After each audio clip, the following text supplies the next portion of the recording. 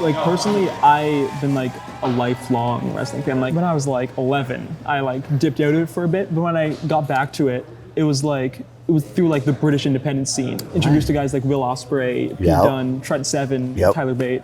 It was like I had never seen something like that before. Like I had grown up on like WWE and like just. And what do you think it is about independent wrestling that makes it so like unique and like special in relation to what people see on TV? So independence is very personal. You know, I get thrown out of the ring and I get to look at fans and go, well, that sucked. And they all laugh. They all just laugh. Or I get to say stupid shit and everything like that. Everyone's goal is to get to WWE, obviously. They want that big money, they want that huge stage, and I would never turn that down. But I would love to work for Impact Wrestling because you get to do the contract, you get to work those shows, the pay-per-views, the real television storytelling, and then you also still get to go to the independents and have that connection still with the fans. And that's something I never want to lose, is that connection with the fans, right?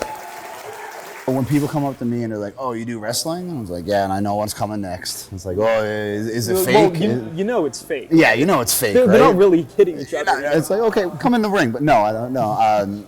I describe it to people, impact theater. Yeah. So instead of going to a play and the stage being on one side, the stage is just in the middle of the crowd, but it's impact theater. We are telling a story. I am not this big badass that fucking beats the fuck out of people and everything like that and can tear down a bunch of people. It's storytelling. My character is a fighter. I'm a brawler.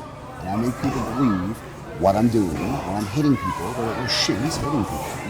If anyone ever wants to think, it's fake is just not the word. It's storytelling. I'm a kind-hearted guy that loves to have fun.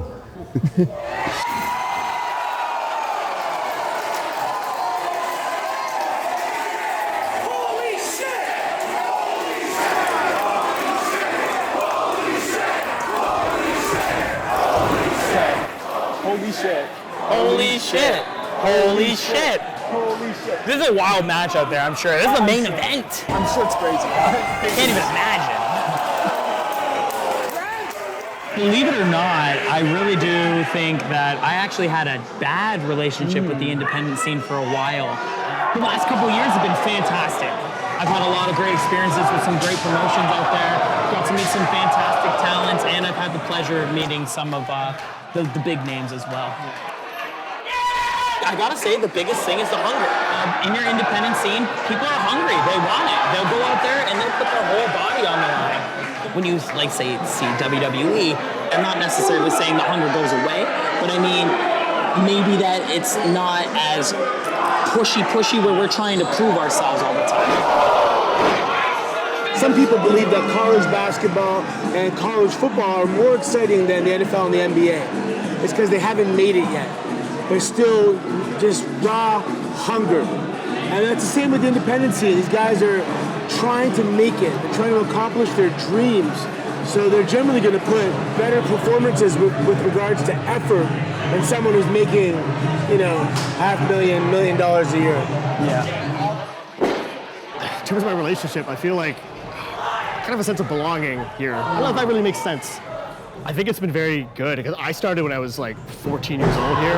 So I was doing what a lot of these crew are doing here today, like setting up the ring, helping out, running the jackets to the back, refereeing, and all sorts of things like that. You go to a WWE show, you see all this production, you're sitting 1,000 miles away from the show, you don't feel like you're part of it. You come to an independent wrestling show, there's no bad seats. You're sitting third row, you're sitting fourth row, you're pretty much in the action. And being able to if you want to flip off the bad guy, you can. They're right there. They're going to flip you off back. And there's just like this sense of intimacy about independent wrestling that I don't think fans necessarily, fans who watch just WWE product don't even know existed. I loved wrestling to a degree, but when I found independent wrestling and started learning about Ring of Honor and PWG, that's when I found this love of professional wrestling. There's so much more than just what's on television.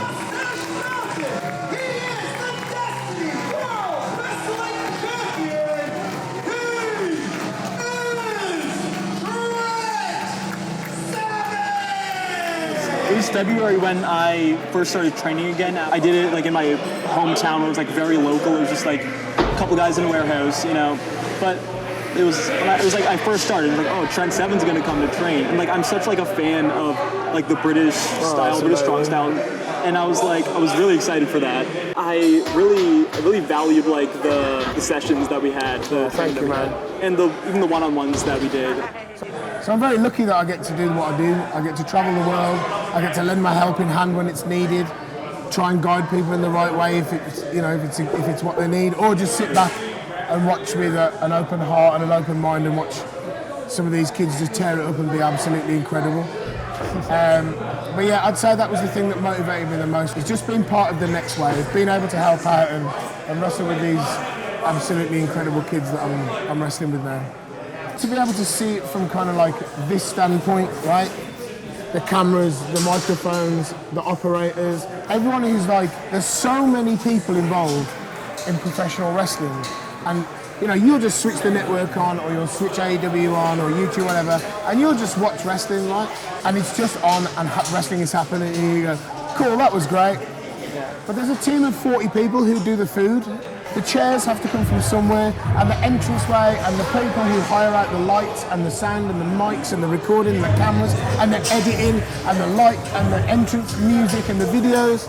Like, when you see it on that global scale, it's pretty fucking mind-blowing, man. Like, it really kind of blows your mind. And then when I come back to this, and I see how hard promoters and people like Destiny and everyone else in the world are trying to kind of reach that high quality of production levels that, you know, everyone's got the best belts and everyone's got the coolest wrestling gear. You know what I mean? And everyone's got Titantrons and 3 camera shoots with live feeds to YouTube. Like, seeing that in a sports hall in Missisauga in Toronto, that's wild, man. And I think that's the thing that I kind of admire the most about being back here is just how hard everyone has to work just to put on one show.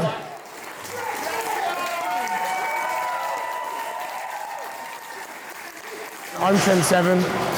Stay working hard, stay humble. Big love.